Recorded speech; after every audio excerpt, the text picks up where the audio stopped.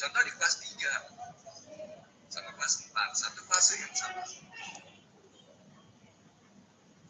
Saya mau mengajarkan materi tentang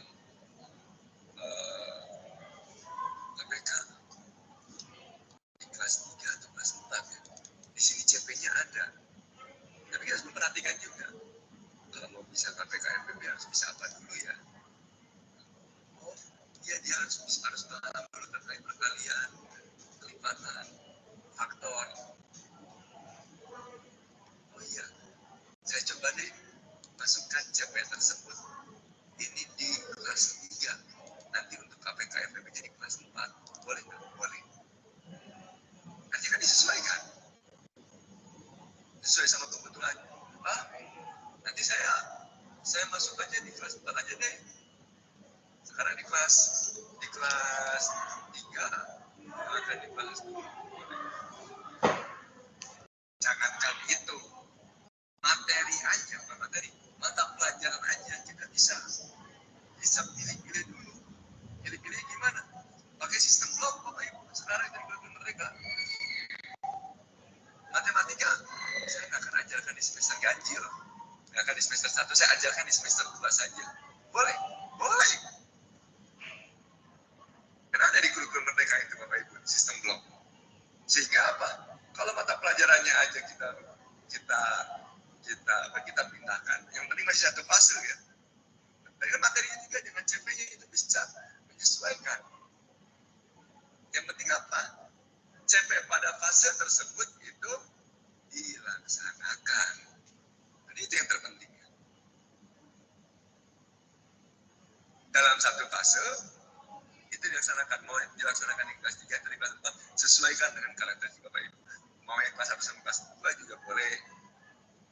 Yang penting nggak boleh itu seperti ini. Mau ngajarin ke kalian, penjumlahannya nggak diajarkan terlebih dahulu. Ya mau nggak mau dong harus diajarkan terlebih dahulu.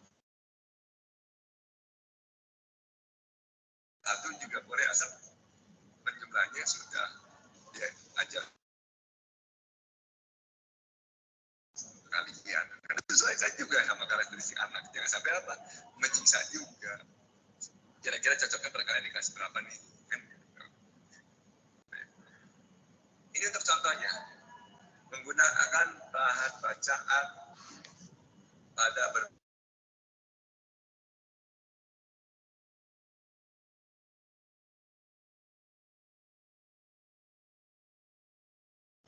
kebebasan kepada anak mencari berbagai informasi, referensi yang dia gunakan dalam belajar. Jangan mentang-mentang Bapak Ibu bikin buku belajar pada mata pelajaran saya, silakan beli buku saya, penulisnya saya ini. Jadi fokus sama buku Bapak Ibu saja. Nggak bisa. Tapi berikan buku-buku yang lain. Silakan, ini ada referensinya. Ini buku penulisnya ini, penerbitnya ini sampaikan. Silakan anak-anak mau pakai yang mana. Yang penting materinya masih yang sesuai, masih yang sama. Karena apa? Bapak Ibu, emang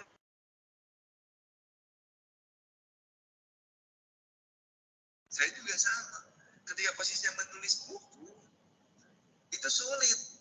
Lebih baik memberikan materi di seminar, di kelas, akan mengkonfirmasinya untuk mengecek mereka paham tidaknya gampang. Tapi kalau buku, gimana caranya orang yang membaca itu sekali baca bisa paham, itu bagus. Itu buku yang bagus. Sehingga berikan kebebasan kepada anak, mereka cocoknya pakai buku yang mana?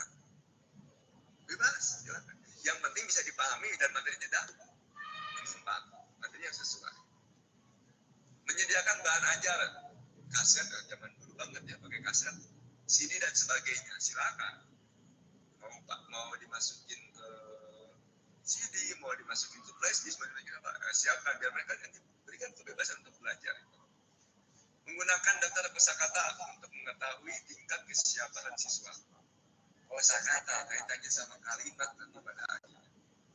Jangan menggunakan bahasa yang tidak mereka pahami, yang asing buat mereka, itu juga jadi kesulitan.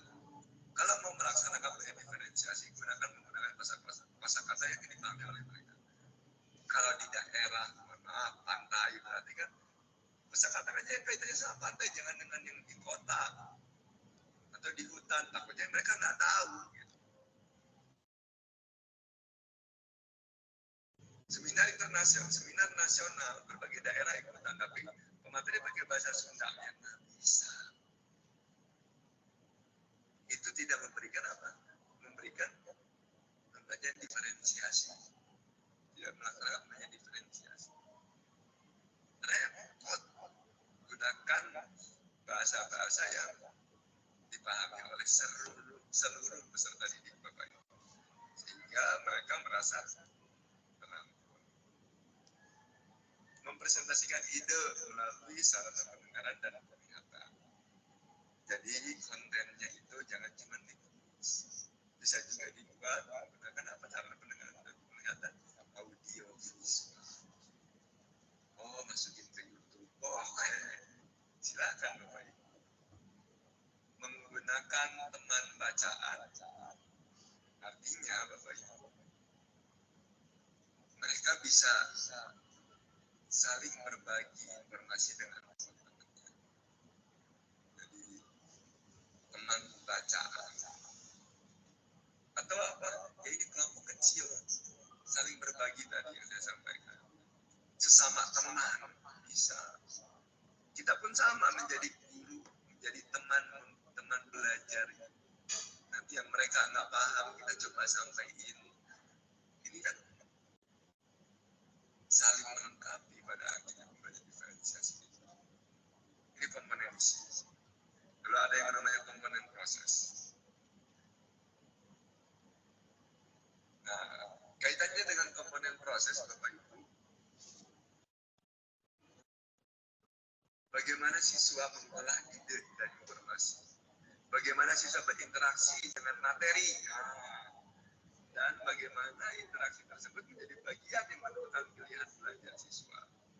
Karena apa? Banyaknya perbedaan gaya dan pilihan belajar siswa. Maka kelas harus dimodifikasi sesuai dengan kebutuhan belajar mereka yang berbeda-beda. Apa yang bisa dilakukan? Jelas harus apa? Mengaktifkan pembelajaran. Kegiatan pembelajaran itu dengan menggunakan apa? Anak kita bahas di sini. Kegiatan pembelajaran itu juga harus menyenangkan. Yang pertama di sini untuk contoh diferensiasi pada komponen proses menggunakan kegiatan berjenjang. Artinya Bapak Ibu jangan hanya sekedar sekarang selesai. Nah, tapi setelah ini apa? Harus ada lanjutannya. Harus ada lanjutannya. Sehingga yang diberikan itu harus menantang. Kalau menantang, mereka akan apalagi yang harus saya siapkan, apalagi yang harus saya lakukan, apalagi apa. Nggak selesai sampai di situ. Menyediakan pusat minat yang mendorong siswa untuk mengeksplor diri. Kalau saya pernah mendapatkan cerita dari dosen saya, Bu Dr. Ana Haji beliau adalah istri dari almarhum Rektor UPI, Prof. Burkon. Beliau bercerita waktu itu beliau ketika ke Jepang melihat salah satu sekolah dasar di sana. Jadi kalau dalam 1 bulan, saya lupa dalam 1 minggu itu diberikan kesempatan beberapa jam untuk masuk ke satu ruangan. Satu ruangan tersebut diberikan pojok-pojok.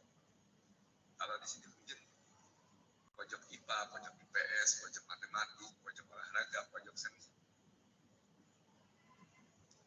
Dan anak tersebut diberikan kebebasan dalam memilih. Silakan masuk dalam 1 jam misalnya, mau kemana, tapi tetap di ruangan. Nanti ada anak yang main ke tempat pojok matematik, nanti ada yang ke tempat pojok IPA, ada yang ke tempat pojok IPS. Dan situ ada petugasnya mengecek hari ini si A ke pojok IPA, hari ini si B ke pojok IPS, hari ini ke pojok apa. Nah, dalam 1 bulan, gitu, misalkan sudah ada 5 kali lah, 5 lihat dari 5 kali tersebut, selama 5 kali kan matematik terus, minatnya matematik. Selama 5 kali, ini 3 kali ke matematik, 2 kali ke IPA. Kira-kira dia minatnya berapa? Oh, mungkin IPA dia suka yang berbau sains. Oh, ini mah ke bahasa terus. Sehingga kemarin ada pertanyaan, saya pernah melakukan yang namanya sistem diagnostik. Hasil anaknya, skornya sama antara minat, gaya belajarnya. Gaya belajar itu audio visual sama kinestetik. Baik audio sama visual, audio sama visual. Selesai gimana? Sebenarnya solusinya bisa digabungkan. Tapi kan itu baru prediksi kita. Supaya lebih valid, apa yang dilakukan?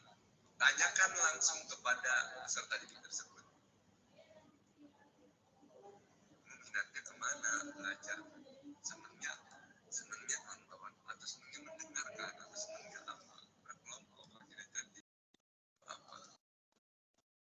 Nanti dari situ kan, oh iya, kenapa dia bisa ngejawab visual juga, ya? Kenapa bisa ngejawab dan tidak bisa menganalisis. Jadi butuh juga wawancara dengan anak didik Bapak Ibu untuk mengkonfirmasi dari hasil. Saya kembali lagi ke yang akan saya tinggal. Baik Bapak Ibu, nah di sini ketika berbicara menjadi pusat minat, tadi saya bercerita yang disampaikan belajar menggunakan Jepang seperti apa. Hasil tersebut jadi acuan Bapak Ibu, kayak gimana saya harus melanjutkan, arahnya kemana sih anak tersebut perlu dikembangkan. Ini kesadaran tugas yang diberi oleh guru yang harus diselesaikan selama materi. Guru juga bikin perencanaan, saya harus seperti apa. Harus terukur tadi, terstruktur juga. Saya itu apa? Di situ juga sama buat anak didik Bapak Ibu juga cek. Buat anak didik Bapak Ibu dicek gitu kan. Mereka gitu kan, tugasnya apa? Seberapa lama? Sama-sama semuanya dibuat secara terstruktur. Kenapa ini harus ditulis gitu kan? Ya, kalau ini ketahuan misi lupa kali ditulis kita bisa.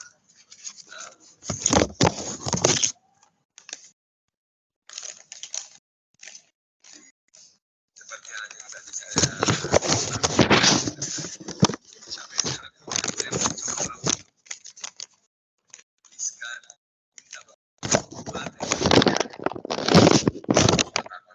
tujuannya untuk apa? Biar Bapak Ibu punya pegangan. Biar Bapak Ibu. Kalau ditulis itu bisa dipakai nanti kalau Bapak Ibu membutuhkan. Lanjut. Nawarkan dukungan langsung lainnya bagi siswa yang membutuhkan. Dalam contoh diferensiasi pada penggunaan proses. Jadi harus langsung kita minta, harus langsung kita bantu. Ketika ada yang meminta tolong, nanti begitu. Mau tidak mau, itu dong Pak. Karena banyak kita nyamperin yang A, yang B kita tolong juga secara bersamaan. Sehingga ada cara lain yaitu dengan konferensi yang akan bagi siswa untuk menyelesaikan tugas.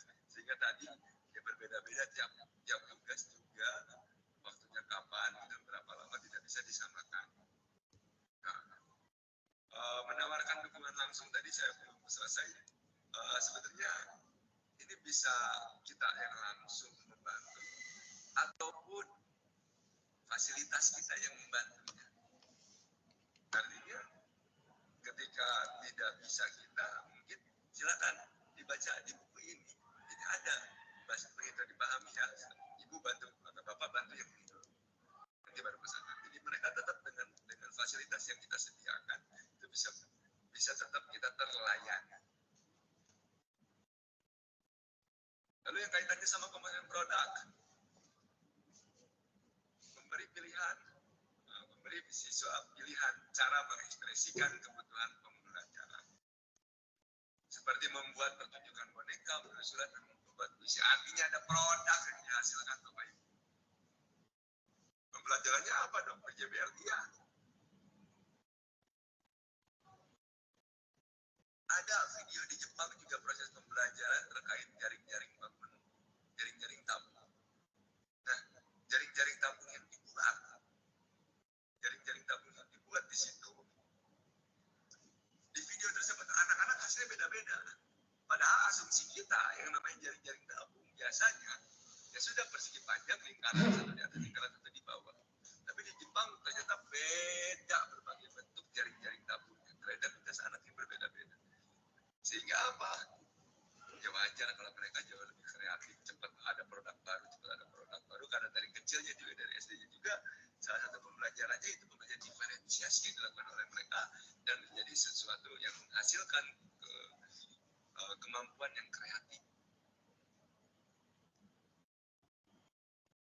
Menggunakan rubik yang cocok untuk memperluas keberagaman tingkat keterampilan siswa. Disesuaikan rubik penilaiannya juga. Karena ya itu tadi, tiap anak berbeda-beda. Buat yang biasa saja gitu kan. Saya ambil contoh, ada mahasiswa saya namanya Ubay. Beliau meninggal waktu di semester 5 kalau nggak salah. Karena sakit, itu di pesantrennya. Buat saya beliau itu anak yang luar biasa, semangatnya luar biasa. Waktu saya ngajar di semester 3, saya mengajar konsep dasar matematika. Saya sampaikan di awal, bla bla bla bla bla. Ubay itu di akhir nyamperin ke saya. Ketika nyamperin ke saya, dia bilang, Bapak, saya tidak suka sama matematika. Tapi dari apa yang Bapak sampaikan, saya akan buktiin kalau saya bisa matematika. Waduh, kata saya, ini anak luar biasa. Gak suka matematika, tapi dia apa? Dia pengen bisa matematika. Pengen belajar. Dia kelebihannya di bidang seni. Dalam prosesnya, tidak ada perlakuan yang berbeda, semua difasilitasi. Tapi dia cerdas. Dia mencari teman yang pintar matematika. Deketin, belajar bareng juga. Jadi tidak cukup hanya belajar di kelas saja sama saya, tapi belajar bareng. Dia nilainya bagus, dia dapat B. Dan B-nya seingat saya 78 kalau nggak salah. Berarti kan mendekati ke A, 80. Tapi buat dia ketika ditanya, saya nggak apa-apa Pak, nggak dapat A juga, dapat B, saya udah puas. Karena buat orang yang nggak suka matematika, dapat B itu adalah suatu kepuasan. Jadi rubik yang tadi disampaikan di situ juga, ya pasti akan berbeda-beda. Artinya berbeda-beda di situ, pada tingkat kepuasannya juga ya. Buat orang yang tidak suka matematika, buat orang yang di bidang A, mungkin saja di bidang B, dia tidak akan maksimal seperti di bidang A. Tapi Pak, bisa nggak kalau yang seperti Ubay menjadi A juga? Ya bisa. Artinya tahap di tingkat proses pembelajaran. Kalau yang suka matematik mungkin dari usahanya 20% juga dia bisa mendapatkan 100, misalnya. Tapi kalau yang tapi harus 100% atau 90% atau 90-100% untuk dapetin 100. Artinya ada jam lebih tadi yang dilakukan sama almarhum Bapak itu kan. Dia tidak cukup hanya belajar di kelas saja. Buat anak matematik yang suka matematik cukup di kelas selesai. Tapi buat dia harus apa? Harus mengembangkan. Dia harus memberikan jam tambah buat belajar dia. Lalu membolehkan siswa bekerja sendiri atau berkelompok kecil untuk menentukan tugas. Diberikan tugas, silakan mau sendirian, mau berkelompok, mau berpasangan. Nah, kok boleh? Ya boleh-boleh aja, nggak ada masalah. Tapi kalau tugasnya itu disuruh untuk berkelompok gimana? Boleh. gimana? Tugasnya kelompok, silakan nanti di setiap kelompok yang memberikan apa namanya penulisan. Si A bagian apa, si B bagian apa, si C bagian apa. Nanti kan tetap bekerja di sini. Tapi nanti dari hasil mereka itu silakan didiskusikan, jadikan hasil kelompok.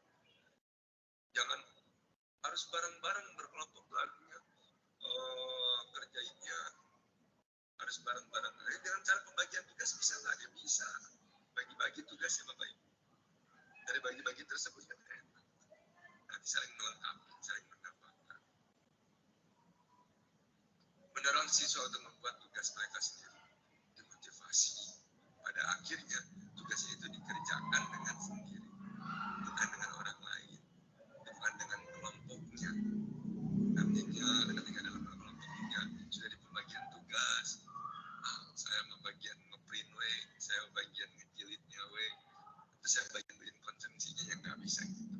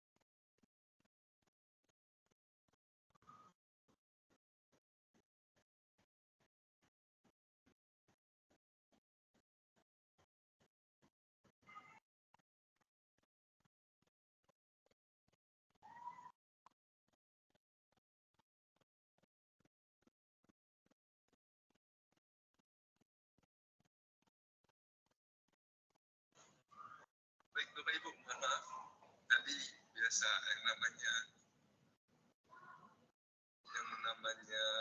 melalui Zoom suka ada aja kalau sinyalnya kurang bagus jadi keluar, jadi mohon maaf tadi saya sempat keluar dari Zoom. Alhamdulillah bisa gabung kembali. Kita lanjutkan ya Bapak Ibu ya. Tadi mana?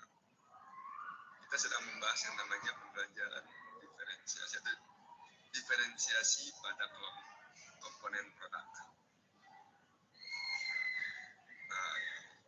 Mendorong siswa untuk membuat tugas mereka sendiri.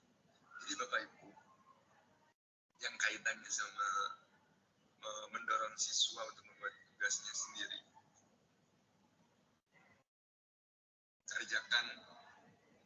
kerjakan masing-masing.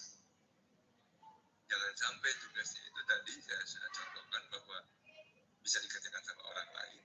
Ini tidak membantu sama sekali, hanya membantu dari segi ya udah kasih konsumsi.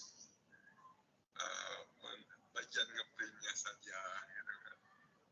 Tapi bagaimana caranya supaya anak didik itu menyadari bahwa itu ada tugas saya dan saya selesaikan itu. Nah, ini yang diharapkan juga dari diferensiasi pada komponen produk. Sehingga nanti saya rasa kalau dia kerjakan sendiri, maka hasil setiap anak itu berbeda-beda. Kalau bicara produk ya, tapi kalau bicara kognitif, mungkin itu bisa sesuatu hal yang sama jawabannya. Apalagi matematika, kalau 5 ya 5, 6 ya 6. Tapi kan tadi kalau bicara produk, membuat produknya apa, tadi bangun datar, apa bangun ruang, jaring-jaring bangun ruang, apa fokus, atau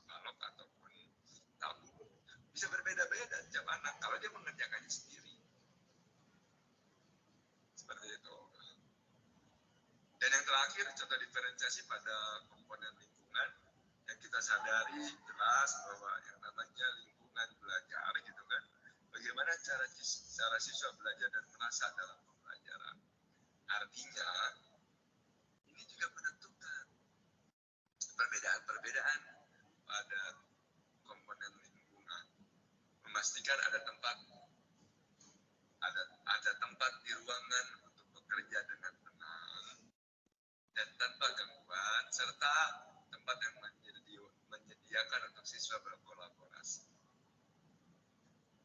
Maksudnya apa, Bapak Ibu?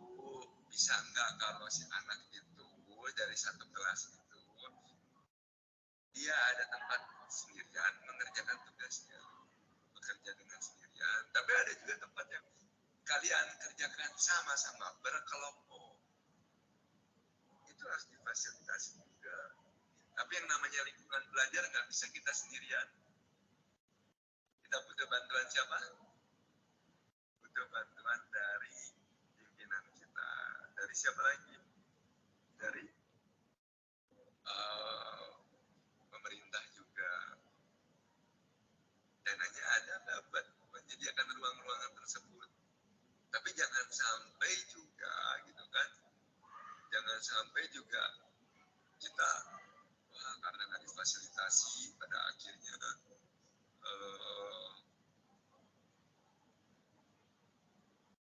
saya nggak bisa ngapa-ngapain. Ya, kan guru tadi harus apa, kreatif. Di kelas ini nggak bisa. Oke, silakan. Yang mau mengerjakan sendiri di sini, yang mau nanti berdiskusi silakan di sana. Kita kumpul, nggak ada masalah. Yang nanti nggak paham boleh bertanya dan lain sebagainya. Jadi akhirnya berdiskusi. Jadi dalam satu kelas bisa? Bisa. Masa nggak bisa gitu kan? Jangan bertanya mau atau enggak gitu kan?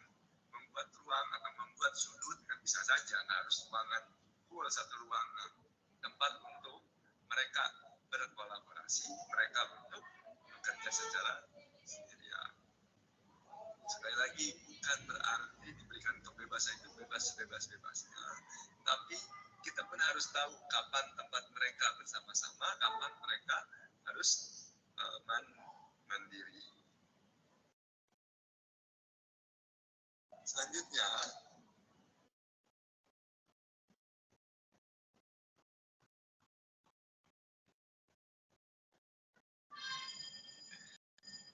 menyediakan materi yang mencerminkan berbagai budaya. Kita juga harus menyadari bahwa perbedaan budaya itu bagi Indonesia sangatlah beragam. Sehingga materi juga jangan ayo ngomongkan sudah.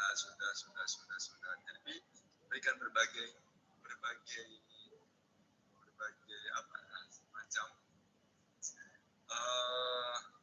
bahwa di sini tuh tidak satu, tapi di sini beragam.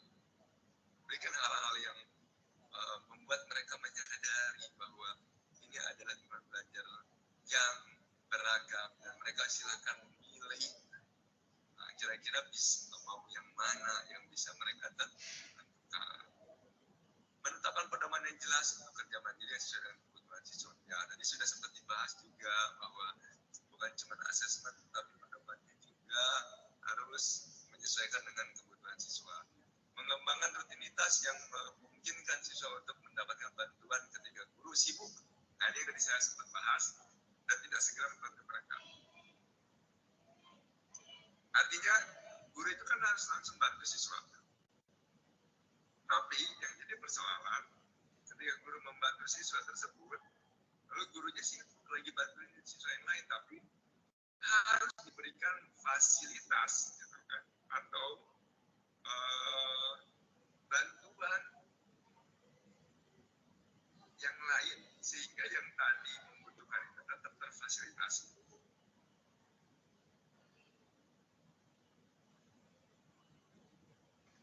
Nggak bisa, ya udah, guru lagi bersama kita, tinggal kita.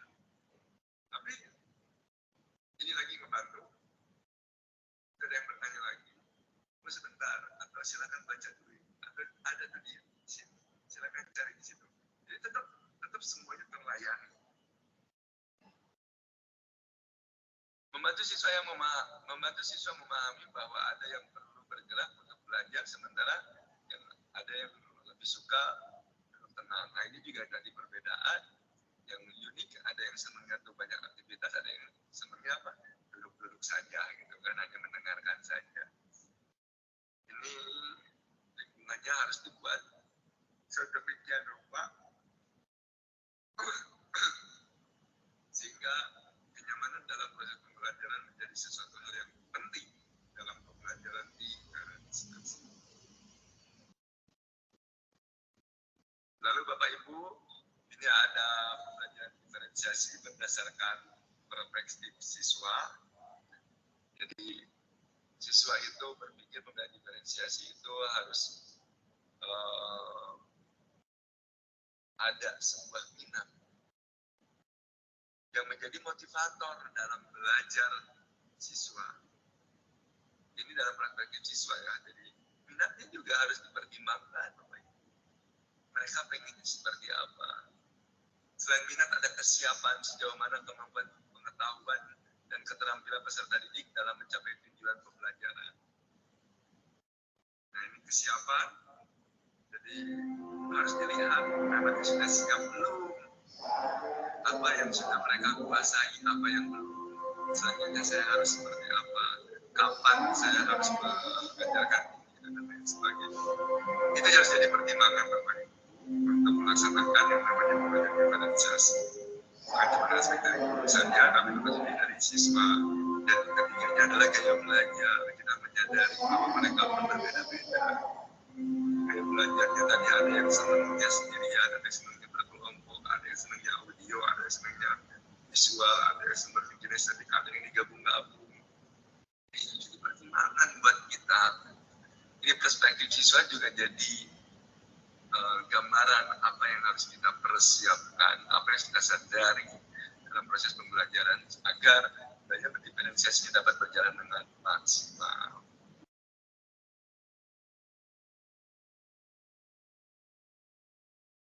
Poin penting selanjutnya adalah komitmen Bapak Ibu. Komitmen dalam pembelajaran diferensiasi menggunakan asesmen. Ini wajib menggunakan nama asesmen.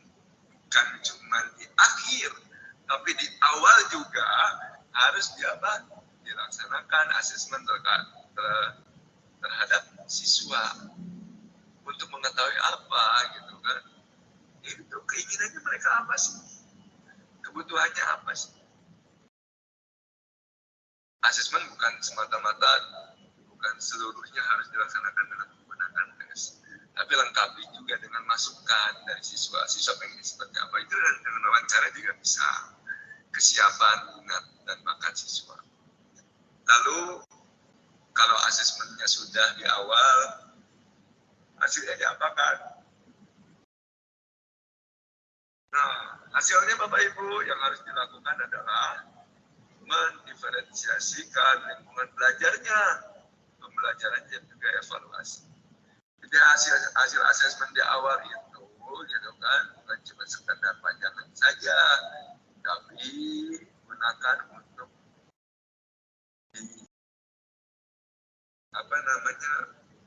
digabungkan atau diklasifikasikan, dianalisis harus seperti apa nih lingkungan belajar yang dibuatnya, strateginya apa sih, gitu kan, evaluasinya seperti apa.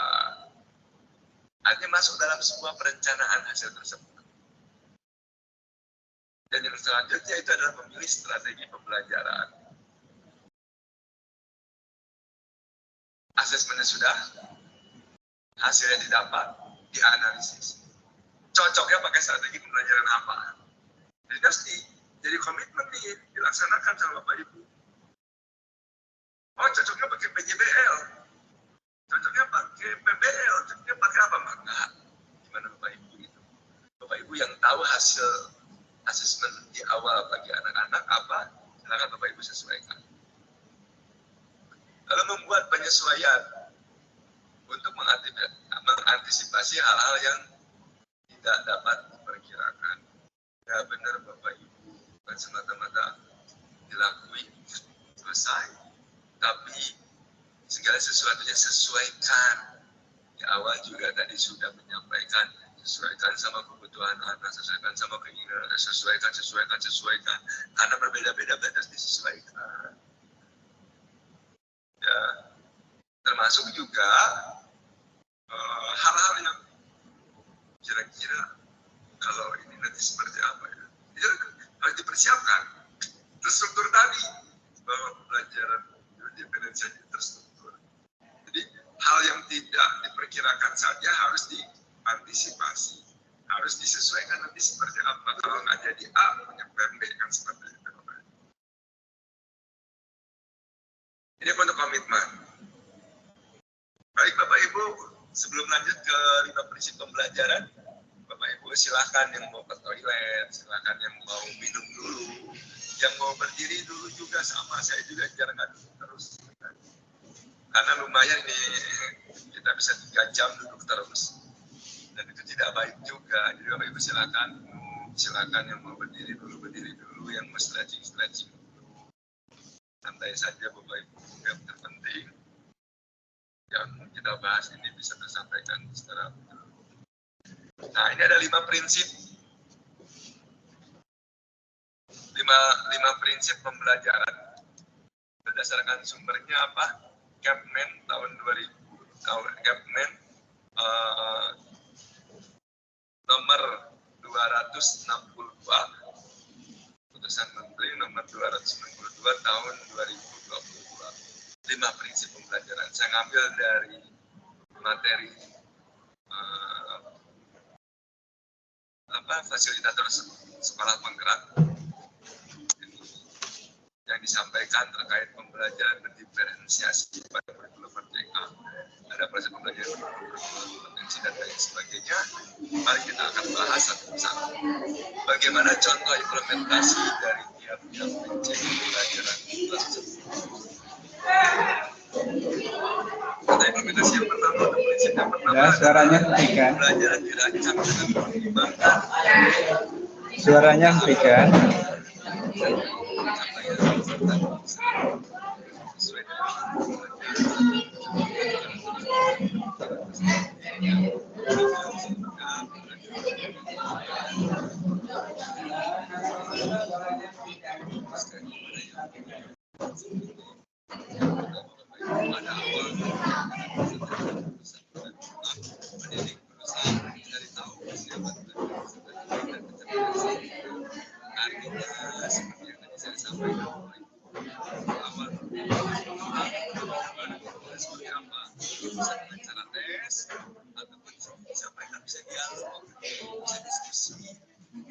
Semata-mata secara formal saja, ngobrol santai, bukan sama anak kita yang mau kita masukkan bagian implementasi pembelajaran diferensiasi. Lalu yang selanjutnya adalah perencanaan memilih alat dan pembelajaran sesuai dengan tahap perkembangan atau pada tahap awal yang dapat menggunakan atau mengadaptasi pembelajaran dan model yang bisa dilakukan Bapak Ibu di awal perencanaan itu penting sehingga dari prinsip yang pertama CP-nya sudah ditentukan, tadi saya sudah sampaikan, tapi Bapak Ibu yang membuat apa?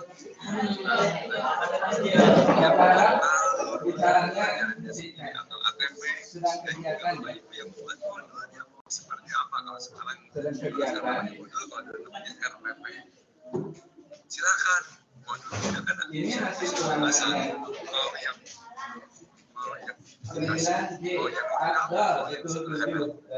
mangga silakan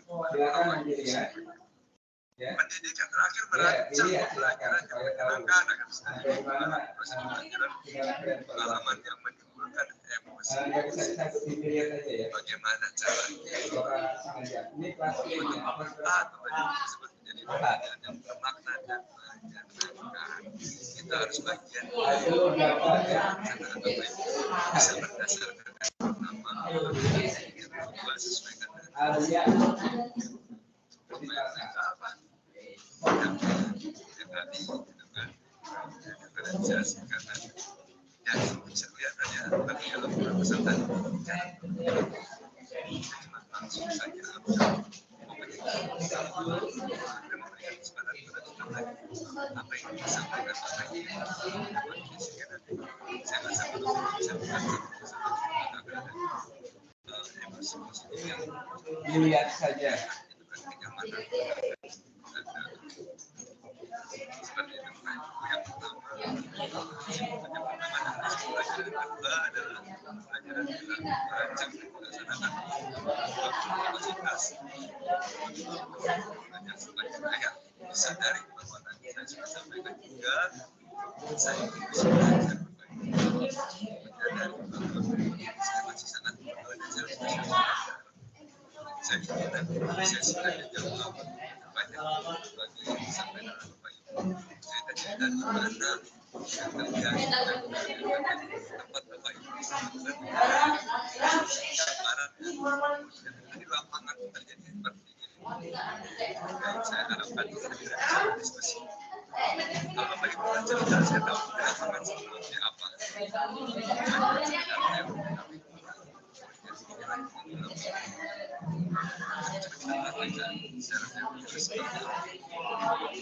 Prinsip yang pertama dari belajar sepanjang ayat yang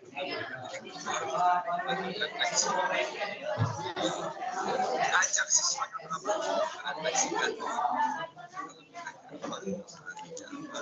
dia tahu mana yang dikembangkan, mana yang harus ditutupi oleh yang kedua pendidik senantiasa memberikan langsung dan regulasi harus Sabar ya, bicaranya. pada apa yang masukan dan kesalahan dan apa Rasanya cek ikhlasnya. tidak seperti apa Nilai online, nilai KKM-nya 75. Yang sama siswa atau siswa sama siswa ini adalah dari lama masih punya kelebihan dan masih punya KKM-nya berapa dulu?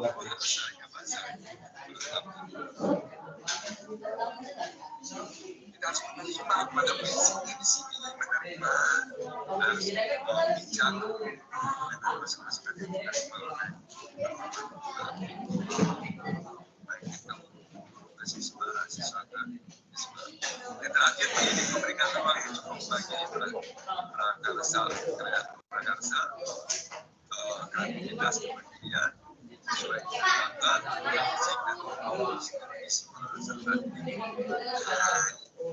jangan dibatasi kalau mereka masih ya silakan silakan apa itu nanti kan di rumahnya nanti hasilnya jangan kita cukup buat saja kalau masih pengen kecuali itu ada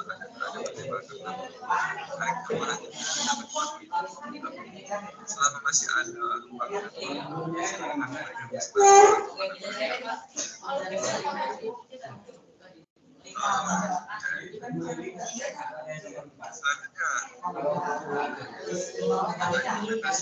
adalah proses pembelajaran perkembangan kompetensi dan karakter serta secara holistik secara menyeluruh. Pendidik menggunakan berbagai metode pembelajaran dengan variasi untuk membantu peserta mengembangkan kompetensi. Dan tadi sudah dibahas, silakan Bapak Ibu bukan setelah mengetahui peserta didik seperti apa yang untuk pembelajaran menggunakan metode apa. Pendidik merefleksikan proses dan sikapnya untuk memberikan keteladanan dan sumber inspirasi positif bagi peserta didik.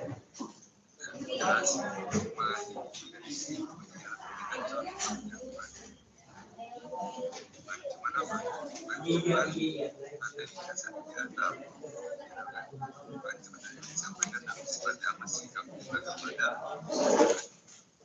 Jadi merujuk pada profil pelajar Pancasila dan memberikan umpan balik apresiasi. Karena kita masih merdeka, belum ada bahasa Pancasila yang secara membuat oleh kita harus melakukan beberapa sikap semuanya kita masukkan ke dalam proses pembelajaran ataupun aktivitas lainnya. Yang keempat adalah prinsip organisasi relevan pembelajaran dan belajar secara berfleksi serta melibatkan orang tua dan komunitas pembelajaran dan keberhasilan suatu pembelajaran itu terlepas gurunya saja, tapi semua pihak yang memberikan peranan dan aktif keberhasilan pembelajaran. Yang pertama, pendidik menyelenggarakan pembelajaran sesuai dengan kebutuhan. Ya, kita sudah menyadari bahwa pendidik diferensiasi. Kita melihat kebutuhan siswa apa, kebutuhan seperti apa, sesuaikan sama nanti tantangan mereka seperti apa. Pendidik memberdayakan masyarakat sekitar, kita sosialisasi. Artinya bisa jadi kita mengajak peserta didik kita bukan cuma duduk di kelas mendengarkan apa yang kita sampaikan atau mereka aktif sendiri.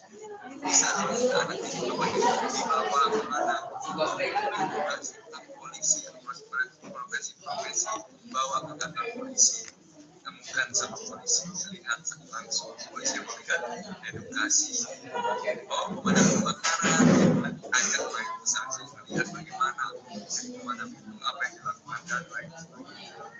Agar mereka juga dengan berleluasaan bisa belajar dari siapapun. Role model yang jelas. Kalau pendidik melibatkan orang tua, ya jelas. Jangan sampai kita kerja keras di sekolah, tapi lupa mendengarkan saja. Agar berhasil ada komunikasi antara siswa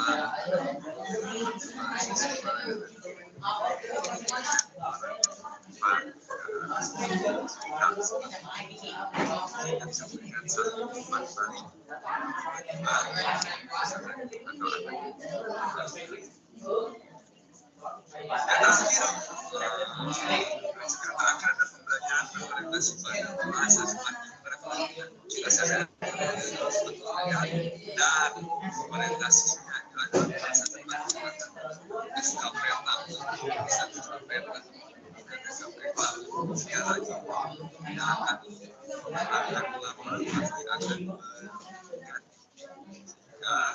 bisa dari bahwa contoh implementasinya pendidik berupaya mengintegrasikan dan pada berbagai kegiatan berbagai nilai-nilai dalam yang dan terhadap lingkungan dan masa depan.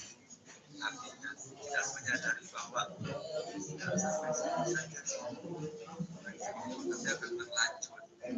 Mohon hemat dalam juga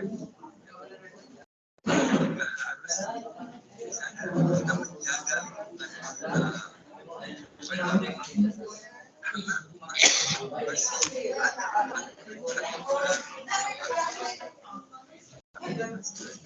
masih ada beberapa biasanya kita tidak tahu mana yang sehingga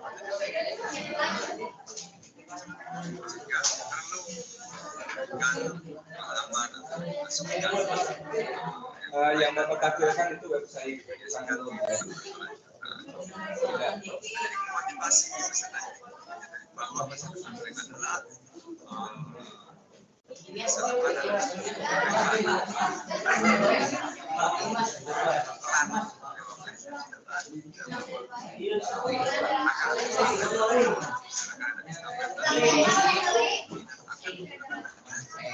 setiap orang ada masa akan melakukan tidak bisa kita harus sadar mereka bahwa kalau mereka tidak serius sekarang melakukan seperti itu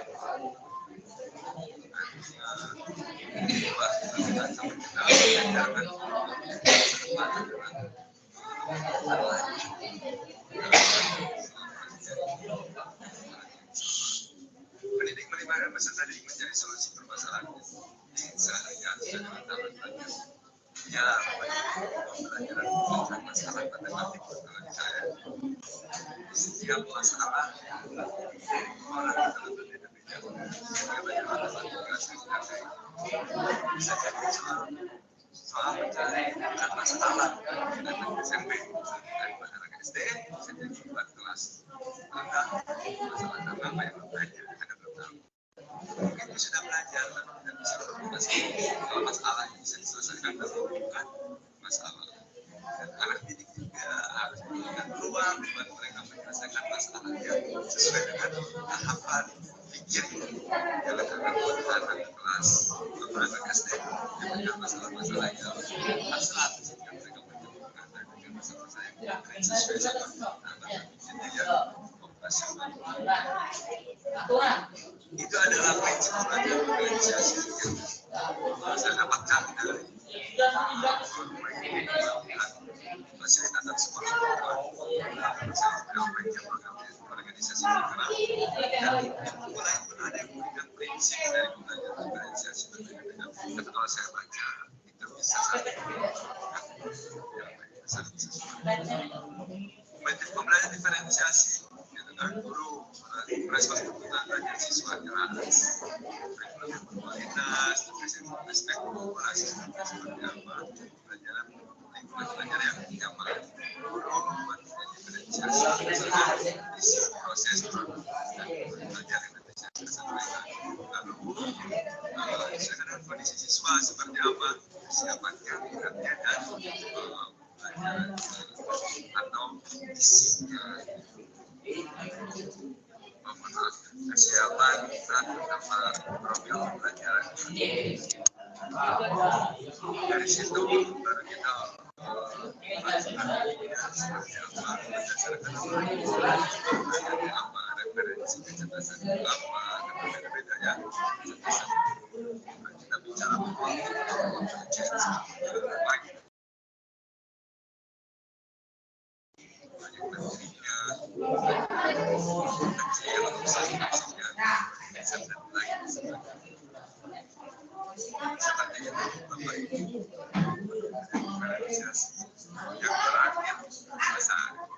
ada peran Bapak Ibu tadi sudah sempat di-spill sama saya juga sedikit peran harus apa merancang pembelajaran Bapak Ibu harus merancang pembelajaran dari awal dengan tadi berdasarkan anak didik Bapak Ibu karakteristiknya dan lain sebagainya lalu fasilitator pembelajaran bukan jadi seorang yang apa kan fokus utamanya bukan menjadi teacher center tapi harus menjadi student center sehingga siswa yang menjadi utamanya dan memfasilitasinya harapannya sebagai fasilitator tidak terlalu banyak memberikan campur dalam mendapatkan suatu informasi yang dipelajari oleh siswa. Biarkan mereka mencari tahu, biarkan mereka mendapatkan sendiri apa yang ingin dia dapatkan. Tidak cukup hanya di fasilitator, tapi juga motivator, memberikan motivasi kepada anak-anak bahwa sebenarnya yang bisa disampaikan bahwa kesuksesan setiap orang itu berbeda-beda, kelebihan dan kekurangan setiap orang itu berbeda-beda. Kita sampaikan dalam ketika nilai matematikanya 5, sedangkan teman-temannya dapat di atas KKM sudah sehingga mereka lebih memberikan motivasi supaya semangat belajarnya terus terjaga terus meningkat dan kita sadari bahwa dengan motivasi dengan kita itu kita harus melakukan sesuatu bagi kita itu aja Bapak Ibu yang dapat saya sampaikan referensinya ada di referensi yang saya gunakan beberapa hasil pelatihan yang saya terima kasih banyak mohon maaf atas segala kekurangannya silakan Bapak Ibu jika ada yang bertanya silakan. Ini tugasnya tadi saya sampaikan Bapak Ibu mohon buat yang buat bagian Bapak Ibu. Sudah saya sampaikan tadi. Silakan yang mau bertanya. Silakan. Silakan diajukan dengan saya Bapak Ibu.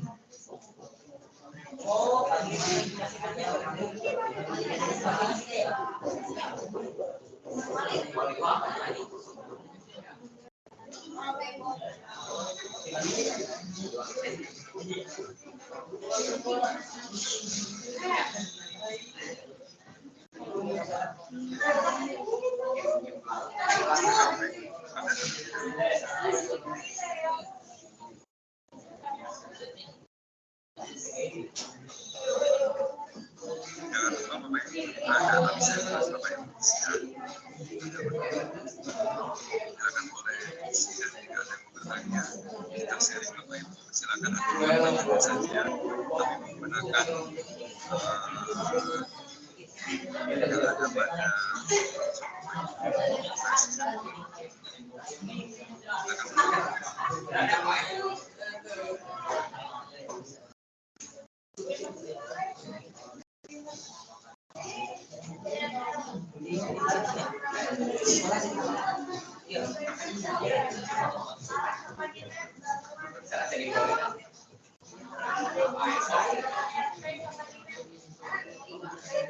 musiknya nanti ya.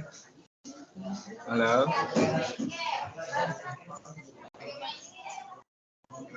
kita sharing saja karena saya pun bisa mendapatkan banyak ilmu dari apa yang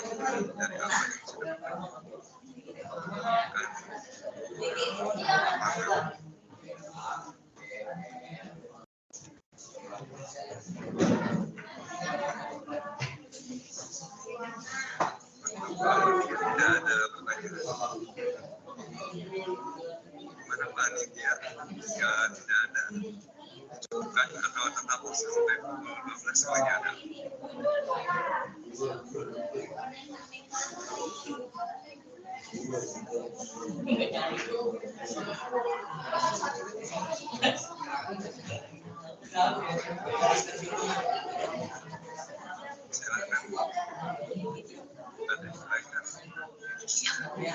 Bismillahirrahmanirrahim. Assalamualaikum warahmatullahi wabarakatuh. Bapak sering tidak kedengaran.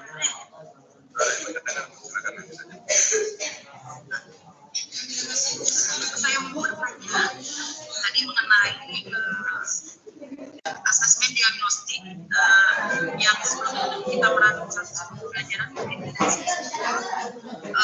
Itu kan harus memastikan karakteristik siswa, kemudian gaya belajarnya, kecepatan dalam memahami materinya, kemudian kebutuhannya juga. Yang ingin saya tanyakan, kalau misalkan dia sudah melakukan asesmen diagnostik, ya, dia sudah memiliki beberapa gaya belajar siswa yang berbeda-beda. Nah, apakah kita perlu mengelompokkan siswa-siswa berdasarkan gaya belajarnya atau punya suatu proses pembelajaran yang akan kita lakukan? Baik, terima kasih. Jadi kita sudah melakukan kalau kita sudah mengetahui apa yang harus kita lakukan, disampaikan bahwa yang prinsip dari diferensiasi adalah menggunakan asesmen sudah melakukan. Lalu yang kedua adalah hasil asesmen yang mendapatkan juga dan tidak menggunakan datanya sudah jelas mendapatkan. Selanjutnya apa? Pilih strategi yang kira-kira cocok. Jadi tadi ada komitmen pelaksanaan belajar diferensiasi. Nah, kalau itu sudah menemukan yang bukan saya bisa menemukan dan saya sudah menentukan yang tahu siapa yang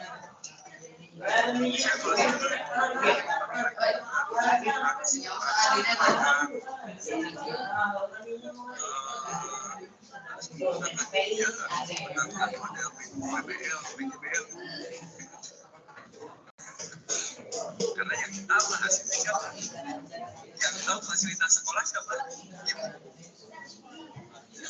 Jadi cocoknya yang mana? Silakan.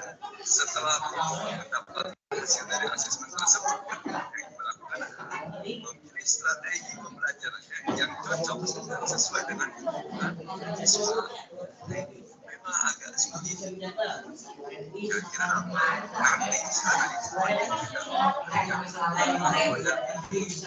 setelah kalau berkelompok semua tapi tidak ada sendiri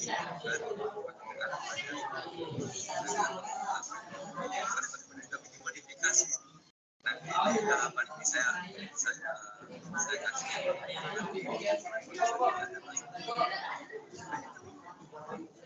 tahapan selanjutnya ini sudah ada komitmen asesmen yang pertama saya sudah menyampaikan satu model, tapi pertimbangan lain lanjutan dari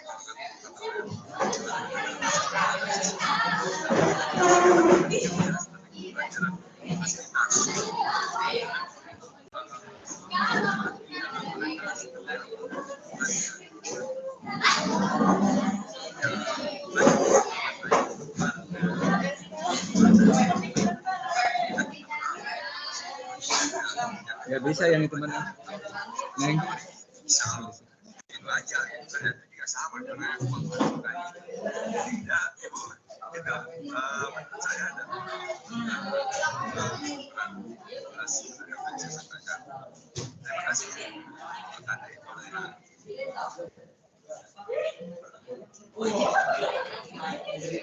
Masih ada,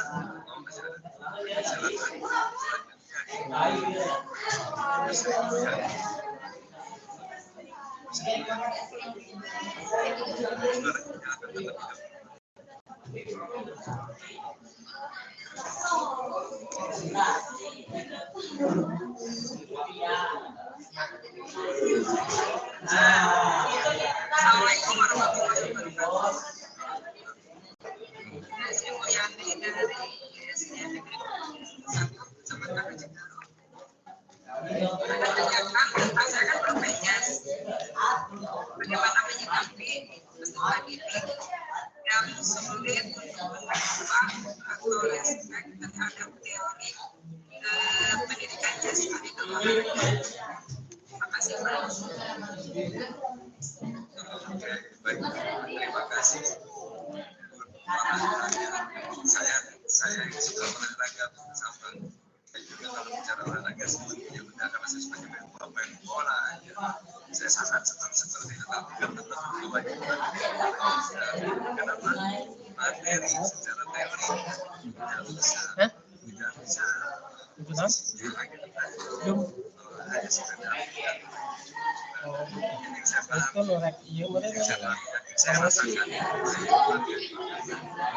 S2an akan kabalan. Ini gimana Pak? Nah kabar akan S2an terus di BSI terus di iya urusan perawatan. Oh, Lina-nya. Yang sono aya, Bang. Jauh. Ya, ada rumah dia kata Senin cenah. Taman komunikasi teh.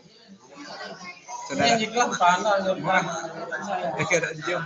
Saya tidak punya kapasitas. Saya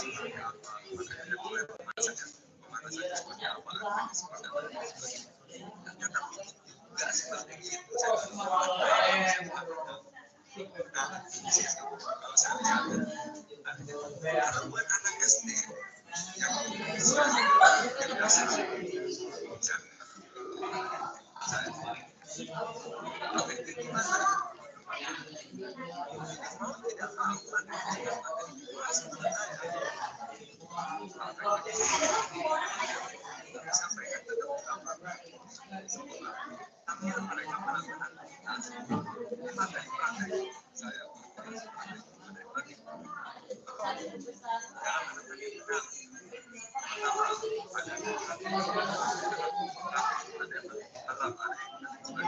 silakan disampaikan.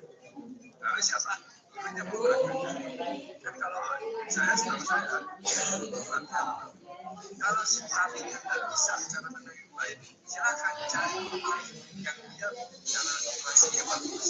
Sebagai contoh, Kalau kata-kata kita tidak di kita bisa jadi polisi, kita bawa anak didiknya karena polisi supaya mengenal polisi yang mengenal sebaliknya polisi datang sosialisasi tentang polisi seperti apa atau perkara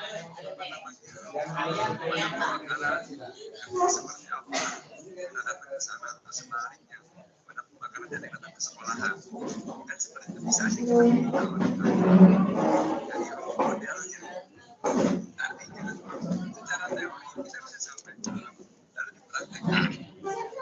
lalu dipraktekkan kecuali kalau teori tentang yang lainnya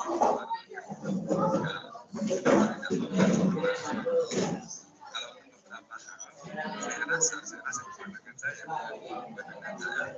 itu bisa dilaksanakan secara praktek jangan cuma sekedar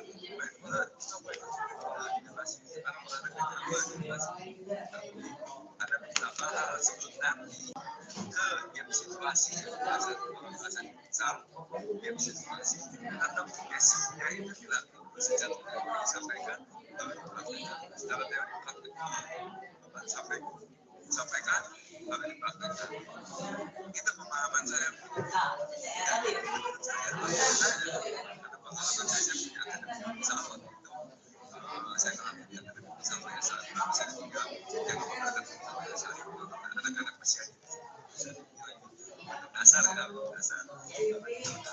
semua fokusnya memang dasar buat anak-anak yang harus saya kasih kelas praktek dari teori ada momen juga yang saya lakukan apa kasih saya orang ada di dalam kelas saya juga nggak ada kelas memang ada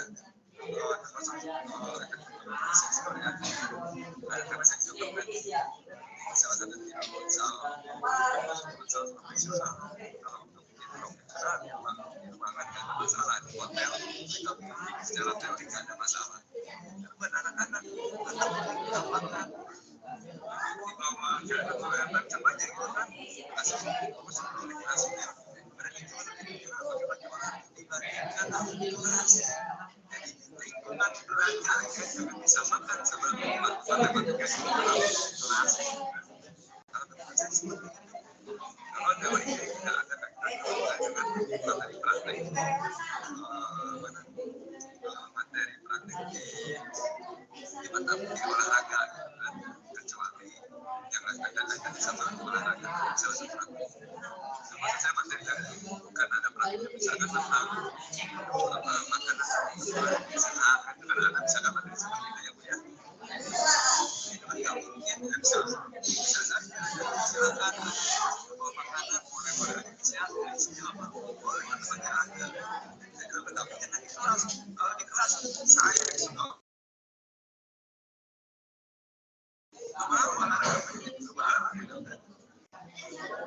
lakukan lingkungan belajarnya sesuaikan dengan karakteristik mata kuliahnya materinya mata kuliah mata pelajarannya dengan materinya seperti itu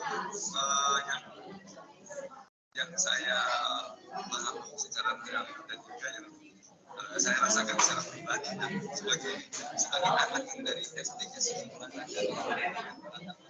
itu ada renangnya gitu kan ada renangnya meskipun renangnya saya nggak bisa menjamin bahasa siang seperti itu Bu kurang lebihnya saya mohon maaf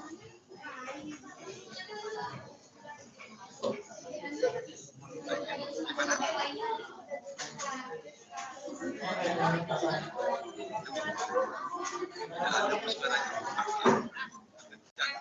biasanya kalau di sampai jam pelajaran berdasarkan 4 jam. Baca masa harus di lapangan selama 4 jam diberikan materi sambil bukannya anak gimana? jadi kaitan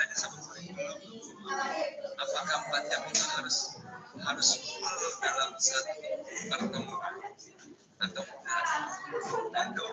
itu kan internet yang membuat pelajaran kurikulum sekarang. Dan saya juga sampaikan juga matematika jangan dikasih semester kecil tapi ada yang dikenalkan bisa pakai sistem ini. Jadi saya coba kasih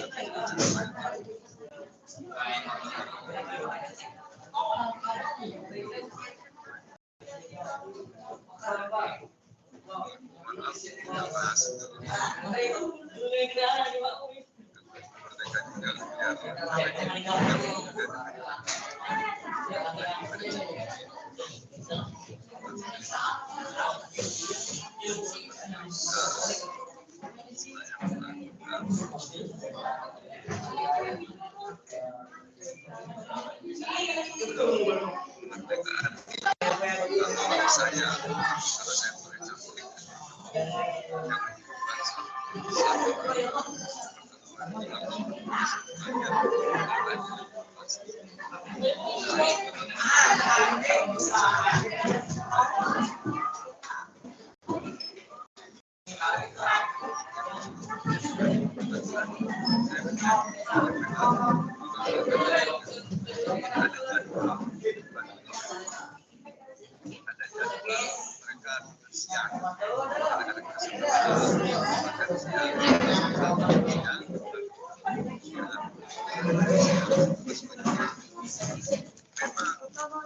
memang tidak semuanya, tapi ada banyak anak yang ketika saya main bola pun saya bilang kalau saya dulu juga sama kayak gitu, kalau saya dikasih kesempatan ruang bebas-bebasnya saya main bola terus dan dicapai mereka dibuat coba kemarin saya tadi juga saya latihan saya lagi makan di sini kamar buat kasih materi biasa pakai dasi kan jadi di situ saya ngobrol sama pengajar nanti bakal ketika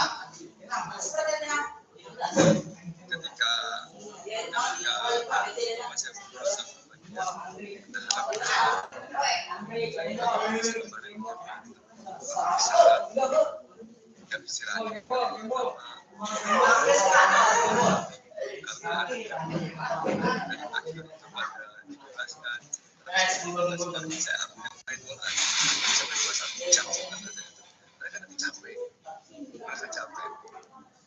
dan namanya anak-anak mah apalagi laki-laki bahasa Sundanya mah capek gitu kan.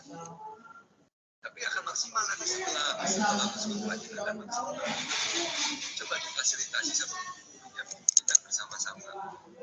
Pada akhirnya bisa baik. Memang kita ada rencana yang tadi. Memang di MI kita juga sudah menceritakan nanti ada pojok di satu ruangan di situ.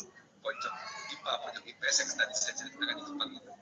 Nah itu juga akhirnya yang tadi itu masuk ke ruangan itu nggak boleh keluar, jam istirahat, setelah istirahat tetap ya masuk ke ruangan itu. Silakan yang mau ke IPA, yang mau ke IPS, yang mau bahasa-bahasa, yang mau seni-seni, yang mau coba kan katanya rencana sebenarnya dengan kaitan fasilitas.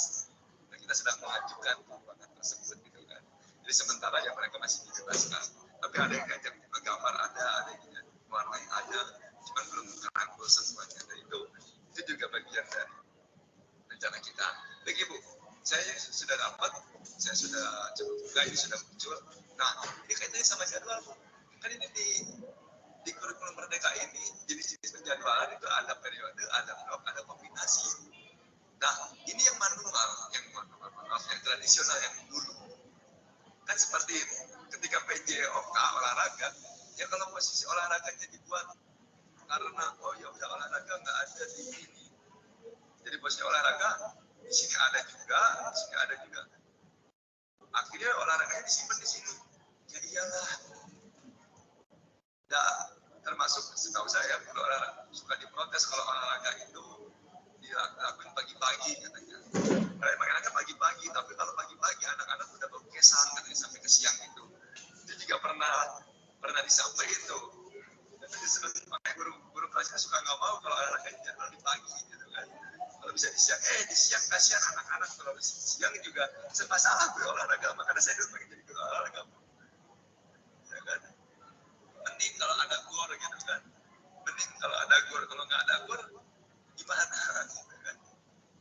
Nah, kan kalau dibuat seperti ini olahraganya yang di sini 2 JP gitu kan, lalu dipindahin ke sini, ya pasti capek. Emang nggak bisa dibagi 2, atau emang nggak bisa dibagi 3, atau emang nggak bisa dibagi 4. Nah, di sini kebebasan dari sekolah untuk menentukan sendiri. Gimana? Mau pakai apa? Sistem blok. Boleh blok lagi. Matematika blok. Bosan nggak nih? Lihat, matematika langsung 2. Ya kan? Matematika pakai sistem blok. IPA pakai sistem blok. Pakai sistem blok. Bosan nggak? Atau, nah ini juga per semester ya. Di sini kita hilangin, misalkan bahasa Indonesia-nya nggak ada, misal ya. Hilangin. Bahasa Indonesia dihilangin, jadi nggak ada bahasa Indonesia, artinya nanti bahasa Indonesia itu ada di semester, bahasa Inggris ada di semester genap gitu kan. Ini juga bisa, semester ganjilnya ini, semester genapnya nanti olahraga, bahasa Indonesia, bahasa Inggris, bahasa Sunda, jadi itu kan bisa. Atau mau dibuat seperti ini bloknya, kombinasi, jadi pagi-pagi masing-masing, tapi siangnya. Nah, ini tergantung dari kebijakan pimpinannya bagian kurikulum. Ya, Ibu sampaikan ya guru kan yang namanya bawahan, mohon maaf ya, kayak saya posisinya dosen bukan pimpinan. Kalau dipanggil, kalau disuruh ini, ya kan kita samina wa ta'na. Nggak bisa, tapi kan kita bisa menyampaikan pendapat kita. Sampaikan, Pak, kalau olahraga 4 JP digabungin semuanya, ini, lalu di sini juga ada teori, di sini juga ada ini, kasihan anak-anaknya itu dan sebagainya. Sampaikan, diskusikan, musyawarahkan, sehingga bisa didapatkan sesuatu yang maksimal, solusi yang terbaik buat anak didik kita. Nah, ini kaitannya sama belum merdeka, jadi dibebasin. Nah, kalau sekarang kan semua masih yang dulu seperti ini tradisional, tapi punya kelebihan lupa dengan penjadwalan seperti ini, punya kelebihan, punya kekurangan. Tapi bukan di sini saya harus menyampaikan itu semua ya, Bapak Ibu. Jadi ini sebagai gambaran bahwa salah satu solusinya, kalau tadi Ibu bilang 4 jam masa di lapangan terus, berarti kita harus rubah dari jadwal. Untuk merubah jadwal tidak bisa Ibu sendirian, berarti harus didiskusikan sama pimpinan dan juga bagian kemahasiswaan. Kaitannya sama fasilitas juga. Nah, ada nggak gornya? Kalau gor siang-siang kuliah belajar olahraganya nggak ada masalah. Kalau nggak ada gor, siang-siang anak-anak gimana gitu kan? Ini jadi pertimbangan bagi semua. Baik Ibu, terima kasih banyak atas pertanyaannya. Kita beri kesempatan buat yang lain ya Bu ya. Semoga jawaban saya bisa membantu dan bisa didiskusikan sama pimpinan dan Bapak Ibu kaitannya sama guru-guru olahraga yang benar-benar jadwal banyak. Terima kasih. Kita lanjut disaksikan ke Pak Dodi. Boleh Pak Dodi dinyalakan dulu speakernya Pak. Ya, makasih Pak. Ini mau bertanya mengenai pembelajaran ini kan berpusat pada anak, ya sehingga setiap anak kemampuannya berbeda. Tadi sudah disampaikan bahwa metode pun seharusnya berbeda-beda sesuai kemampuan. Nah, untuk asesmen apakah harus berbeda atau disamakan saja ketika mau asesmen Pak? Terima kasih. Baik, untuk asesmen sebenarnya Pak nanti ada materi selanjutnya, kan ini materi pertama ya tentang saya lebih ke konsep pembelajaran diferensiasi, jadi tujuannya, prinsipnya. Asesmen ini nanti ada materi khusus Pak tentang asesmen, tapi untuk gambaran bahwa asesmen yang Bapak berikan itu juga harus dilihat. Karena asesmen kalau di awal itu tesnya mungkin akan sama Pak untuk awal ya. Diagnostikannya sama, kita pengen lihat, oh ini karakternya kayak gini, ini kebutuhan sebagainya. Nanti tambahannya bisa dengan wawancara, tadi disampaikan ada wawancara di situ, ada diskusi. Jadi kita harus menerima masukan dari siswanya. Nah, seperti itu Pak. Detailnya nanti tentang terkait asesmen itu ada materinya dan mungkin juga ada praktiknya juga Bapak Ibu membuat asesmen buat peserta didik Bapak Ibu. Ya, maaf saya tidak jawab secara detail karena tidak ada materinya. Terima kasih Pak. Terima kasih bersama-sama Bapak. Selanjutnya Bapak Dodi.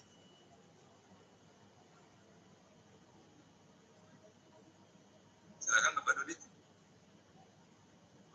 Bapak Dodi, assalamualaikum. Assalamualaikum. Halo Bapak Dodi. Halo. Suaranya belum dinyalakan Pak. Mohon maaf.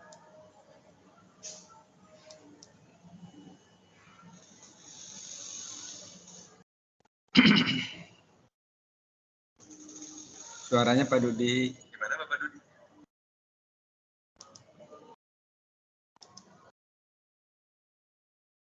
Yang lain mungkin Bapak Ibu, Bapak Anda. Siap. Silakan Bapak Anda bisa dinyalakan speakernya Bapak Anda.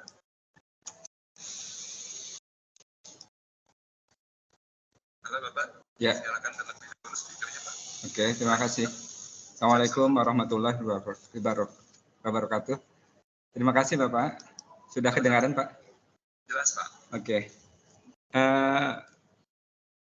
Tadi pembelajaran berdiferensi, kita harus mampu memberikan materi sesuai dengan kemampuan siswa ya Pak. Jadi harus mampu mengenal karakter masing-masing siswa begitu. Sedangkan saya mengampu 13 kelas kali 32 siswa, jadi sekitar 416. Barangkali ada keterbatasan untuk mengenal karakter setiap siswanya. Barangkali ada solusi, Bapak. Terima kasih. Assalamualaikum. Solusinya satu, Pak. Berikan ngajar Bapak, jangan kebanyakan. Sama. Kan saya juga punya kewajiban 12 SKS. 12 SKS, tapi kadang-kadang kita dapat 32, 28. Itu kan over. itu jadi persoalan kan, Pak. Nah, solusinya apa? Kalau tadi di Ibu Sri kaitannya dengan jadwal, berarti itu kebijakan dari pimpinan. Dan sekarang saya mau nanya, Bapak kewajiban sebagai gurunya sebenarnya berapa kelas dan berapa kelas saja gitu, berapa jam saja, jangan sampai over. Ketika over semuanya sama Bapak, berarti ya pasti kesulitan Pak, nggak akan bisa maksimal. Sehingga pembelajaran diferensiasi bisa dilaksanakan ya semuanya harus berkontribusi, nggak bisa sendirian Bapak saja. Nah kebayang Bapak kalau kayak gitu, kita aja dosen juga kalau mau nilai kebanyakan kan guru ini kan lumayan Pak. Ya jadi solusinya menurut saya nggak tahu Bapak sebenarnya Bapak kewajiban Bapak berapa kelas sih, berapa jam mengajar itu. Jadi kalaupun ternyata Bapak jamnya over atau kelasnya over, berarti kebijakan dari pimpinan menambah guru gitu kan, menambah guru sehingga Bapak pun tidak kewalahan untuk melaksanakan pembelajaran diferensiasi. Itu sih Pak. Jadi secara teori tadi sudah disampaikan. Kalau ininya kapasitasnya tidak terlalu besar, insya Allah Bapak bisa. Cukup ya. Tapi kalau berlebih, mana ada sih Pak yang namanya berlebihan itu kan nggak pernah bagus. Makan berlebihan nggak bagus, gitu kan? Olahraga berlebihan nggak bagus. Nah ngajar juga sama, nanti tidak akan maksimal. Bapaknya capek nggak maksimal, evaluasinya nggak maksimal, hasilnya juga nggak mungkin maksimal. Jadi mau tidak mau supaya maksimal, dikurangi porsinya, itu kebijakan dari pimpinan. Itu pandangan saya Pak, bisa saya sampaikan. Ya. Kewajibannya kan guru mapal gitu, guru mapal. Itu 12 kelas kali 2 JP, berarti 24 gitu kan. Jadi saya lebihannya hanya 4 jam gitu. 4 jam lumayan Pak. Kali 2 kelas kali 32 berarti Pak. Ketika Bapak guru matlaw, berarti artinya guru matlaw itu sama seperti saya Pak. Saya ngajar di PGRI, tapi kebetulan karena saya ngajarnya cuma 5 kelas saja ya, cuma 5 kelas saja. Ya, kalau 5 kelas enak kan berarti kalau ini 13 kelas. Yang persoalannya tadi. Dan yang tadi saya sampaikan, jangan sampai berlebih. Kalau 15, tadi saya juga kasihkan juga. Tadi saya, ini saya, karena saya dalam prakteknya, saya ngajar 5 kelas. Ketika saya posisi ngajar 5 kelas, dan saya ngajar di PGMI, sama aja ketika ngajar di sekolah kan, berbeda kalau saya ngajar di pendidikan matematika. Kalau saya ngajar di pendidikan matematika, pasti orang-orang yang di matematika itu adalah orang-orang yang suka matematika. Kalaupun ada 1-2 itu nggak ada masalah. Tapi kalau saya di PGMI, itu kan anak-anak itu tidak semuanya suka sama matematika. Ada yang ngambil ke PGMI atau ke PGSD, di PGMI itu karena takut sama matematika atau menganggap gampang lah matematika SD mah. Ada yang kayak gitu, dan itu ketika awal berbulan nanti saya memperkenalkan diri. Saya tanya mereka dari mana SMP, SMA-nya di SMA Aliyah atau SMK. Jadi saya tanya, kenapa jadi gambaran bahasa? Saya coba catat. Itu saya, meskipun kalau dulu saya nggak saya catat, sekarang aja karena saya paham dengan pengertian diferensiasi. Yang dulunya saya sakor bahwa mereka harus bisa semua matematika. Dan nggak bisa Pak, saya harus sakor seperti itu. Pada akhirnya yang bisa saya lakukan, saya lihat gitu kan, oh si ini yang bagus matematikanya, si ini kurang, oh ini minatnya ke situ, oh ya ini dari kita. Saya dapat tuh gambarannya dari 5 kelas itu. Yang bisa saya lakukan adalah mengelompokkan dalam proses pembelajaran saya, karena saya ke mahasiswa ya. Yang bisa saya lakukan, mengelompokkan. Jadi yang pintar matematika itu, kan tadi juga dibahas ya masalah mengelompokkan, apakah harus yang suka matematik bareng kamu suka matematik, yang sama yang dibahas jangan. Tapi kan Pak, kalau kayak gitu jadi tidak diberikan kebebasan untuk membuat kelompok. Bukan berarti kebebasan itu bahwa kebebasan itu saja, tetap ada aturan yang harus dilakukan. Sehingga yang saya lakukan, saya simpan kelompok A dengan yang pintar matematik. Misalkan kelompok B, kelompok C, Alvin, kelompok D, Siti Wazan, misalkan. Saya simpan nama-nama itu. Nanti mereka silakan mau sekelompok sama siapa. Itu kata kelompok pertama, itu orang-orang yang bagus di matematika. Meskipun di pertemuan pertama mungkin saya nggak akan dapat, kedua nggak akan dapat, ketiga nggak dapat, baru satu UTS baru saya bisa dapat. Karena nanti dari hasil UTS saya dapatkan, atau saya kasih di awal yang namanya asesmen diagnostik. Tapi buat saya memperlaksanakan itu, kan? Jadi dari UTS yang sudah kelihatan kan matematika, ini yang peran dan yang sebagainya silakan. Sehingga saya bisa mengelompokkannya Pak, untuk melakukan asesmen diagnostiknya dari mulai UTS yang sesuai sama bidang saya aja saya simpan. Yang olahraga, yang suka olahraga, yang suka seni, itu saya skip aja. Bapak bidangnya apa Pak? Kebetulan TIK. Oh. Apa Pak? Silakan, Pak. Kalau jurusannya sih dari bahasa Indonesia ya, tapi dari 2006 saya sampai sekarang mengajarnya TIK, Teknologi Informasi Komunikasi. Oh, Bapak ngajar TIK? Iya. Ya, baik Bapak. Ketika belajar TIK yang saya coba sama, Bapak juga bisa melihat kan. Coba aja lihat anak yang lagi praktek ya, kalau praktek. Iya. Kira-kira main gimana? Nah, kalau dari ngetik kan kelihatan Pak, cara ngetiknya gitu kan. Bisa kelihatan. Oh ini yang bagus. Nanti ini yang ngajarin ke sana. Iya memang. Itu saya buat yang suka matematik nanti disimpan jadi ketua kelompoknya, dan dia nanti dibantu sama yang lainnya. Akhirnya kan dia yang ngebimbing. Gimana caranya menggunakan Microsoft Word, gitu kan? Iya. Nanti kan dia yang bantu. Jadi dibuat pengelompokannya. Itu pemain diferensiasi nggak? Buat saya itu masuk ke pelajaran diferensiasi. Kenapa? Karena orang-orang yang punya kelemahan itu memfasilitasi dan membantu juga orang-orang yang punya kekurangan tersebut. Siapa tahu di mata kuliah yang lain, di mata pelajaran yang lain, yang tadinya dibantu sama si A, sekarang kembali si B membantu si A, gitu kan? Karena punya kelebihannya di situ, nggak ada masalah. Karena pemain diferensiasi itu bukan cuman harus memfasilitasi, bukan berarti kita menggolongkan secara utuh, tapi kita juga harus menggolongkan secara heterogen juga, gitu kan? Supaya apa? Tadi supaya saling melengkapi. Kan kita menyadari bahwa pemilihan diferensi itu berbeda-beda. Lah, kalau orang berbeda-beda lalu nggak dibuat bareng-bareng, gimana mereka mau melengkapinya? Jadi saran saya Pak, kalaupun dibuat kelompok nanti Bapak mengajar, cukup lihat mana yang mahir di TIK-nya, ya kan, mana yang mahir di TIK-nya, tidak perlu spesifik juga gitu kan. Nanti dari situ buat kelompok yang mahir itu nanti membantu mengajarkan yang kurang di TIK. Dan nanti yang kurang dari TIK dia punya kelebihan apa? Bantu yang mahir di TIK-nya. Atau yang paling simpelnya kayak gini, Pak, saya bahasa Inggris lemah, bisa. Saya bahasa Inggris lemah. Kalau saya ngerjain di komputer, nah di komputer itu bahasa Inggris, Pak. Di komputer, terus saya bahasa Inggris. Ini teman sekelompok saya, bagus bahasa Inggrisnya, dia kan bisa bantu untuk translate. Iya. Maksudnya apa ya? Oh, iya, ya, dikasih tahu sama dia. Ini arti, oh iya, iya. Akhirnya kan bisa, jadi bisa, Pak. Kita saling melengkapi. Dia bagus bahasa Inggrisnya, tapi TIK-nya kurang. Yang ini TIK-nya bagus, tapi bahasa Inggrisnya kurang. Akhirnya saling melengkapi. Gitu. Jadi saran saya, caranya Bapak untuk membayar diferensiasinya, Bapak pisahkan orang-orang yang kuat di TIK-nya, dan nanti kelompokkan mereka dengan orang-orang yang kurang di TIK-nya. Dan nanti pemilihan kelompoknya biarkan mereka masing-masing yang menentukan.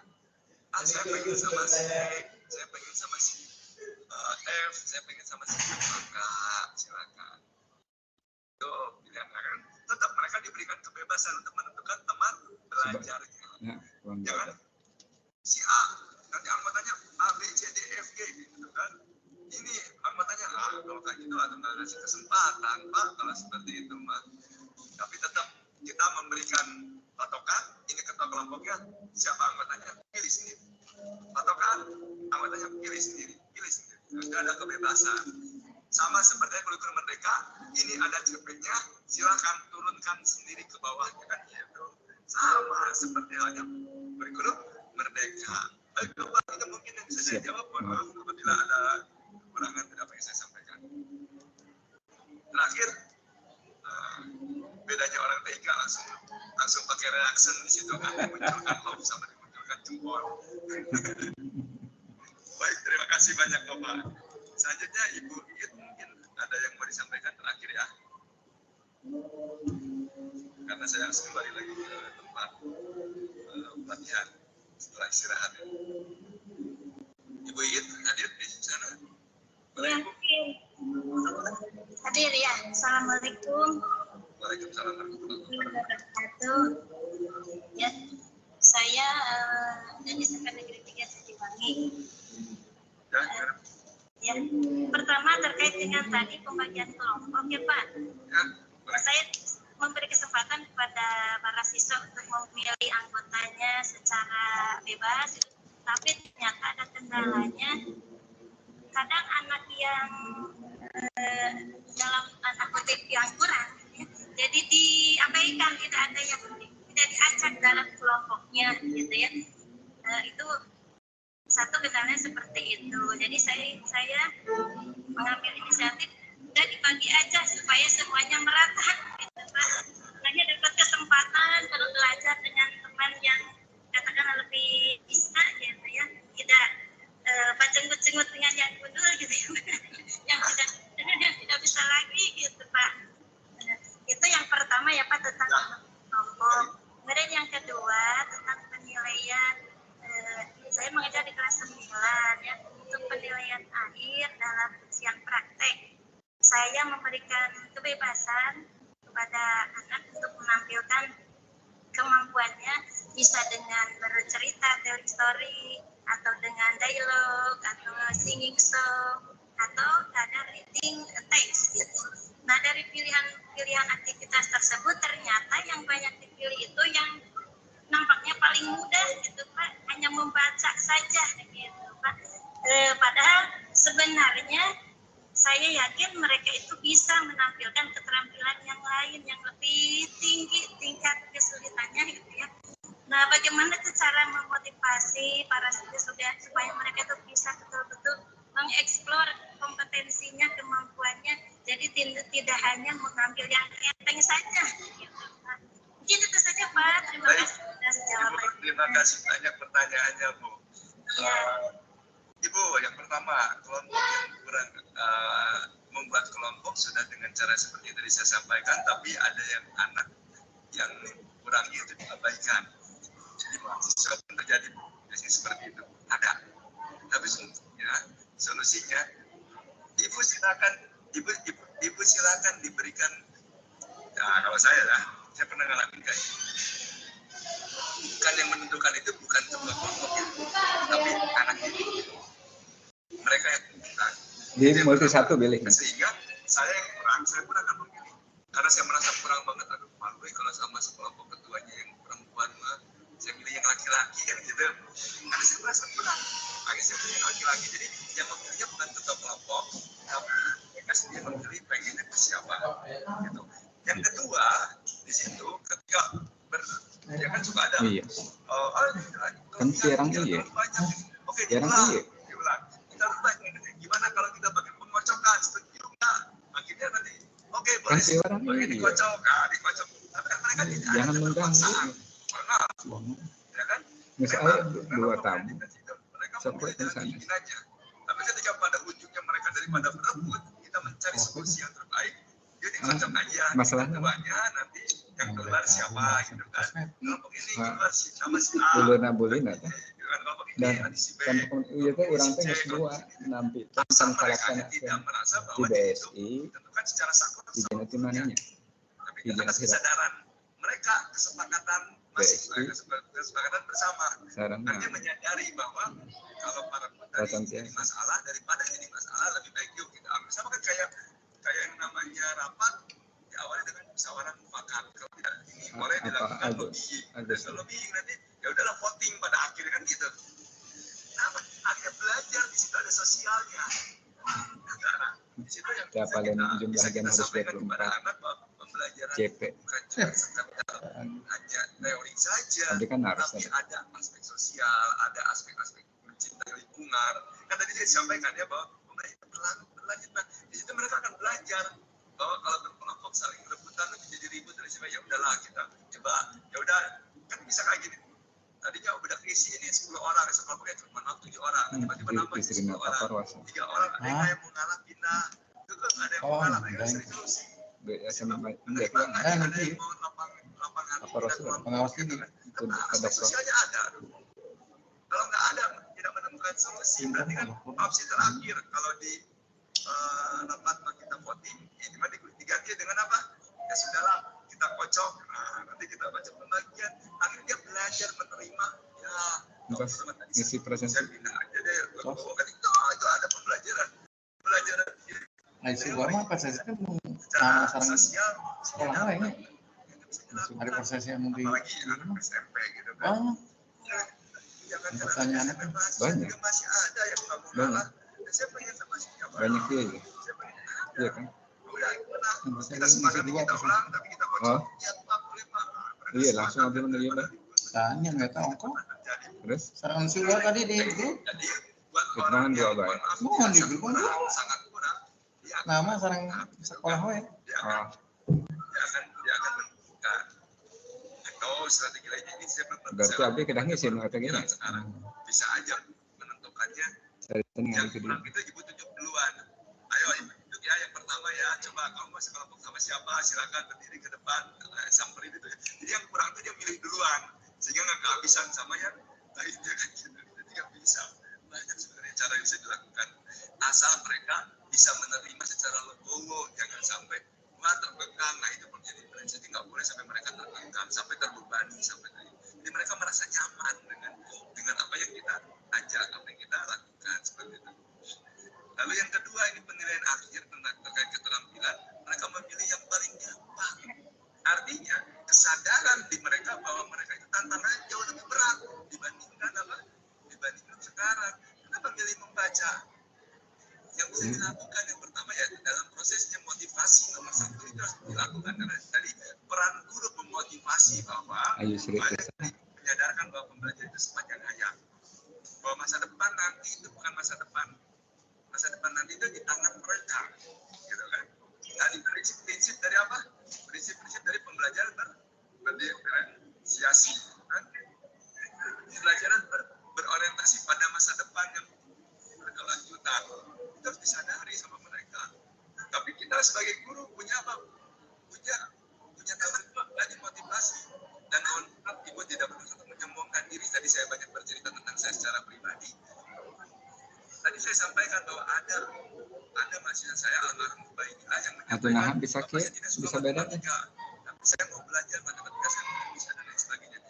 Secara tidak langsung karena di pertemuan saya pertama itu saya memotivasi mereka yang suka ya. Kan aja ngopi ke dinya padahal mah jadi saya etiknya. Itu kan. Kembali. Ada satu orang yang datang ke saya yang menyampaikan seperti itu. Meskipun ada kasus-kasus yang lain ya. Ada kasus yang lain, ada yang pas saya nggak ini dan lain sebagainya, saya kemarin banyak. Tapi itu yang bisa saya ceritakan. Ubay juga secara tidak langsung dia menyampaikan bahwa dia termotivasi dengan tantangan yang saya berikan di awal, di awal. Makanya saya suka menyampaikan kayak gini. Pak, saya kalau ngajar, saya pengen jadi semester 1. Kenapa saya pengen ngajar semester 1? Semester 1 itu baru masuk. Jadi saya selalu menyampaikan kayak gini. Kalau di semester 3, berapa di sini yang masuk ke PGMI secara terpaksa? Saya bilang kayak gitu karena perbedaan diferensiasi itu harus diberikan kebebasan. Kalau terpaksa jangan. Kalau yang terpaksa sampaikan ke orang tuanya, diskusi sama orang tuanya, mundurin diri aja. Karena hasilnya akan maksimal. Saya lagi bilang seperti itu. Di semester 3, terus semester 1 lebih enak. Karena kalau semester 1 dia baru masuk, dia baru ya, daripada satu tahun dia kuliah lalu sia-sia tidak maksimal, buat apa? Saya pengen mereka sudah fix menentukan pilihannya, ngambil PGMI. Kalau dia sudah fix, dia sudah nyaman, dia sudah ikhlas, ridho gitu kan, dia akan nyaman nanti belajar ke depannya dan hasilnya akan maksimal.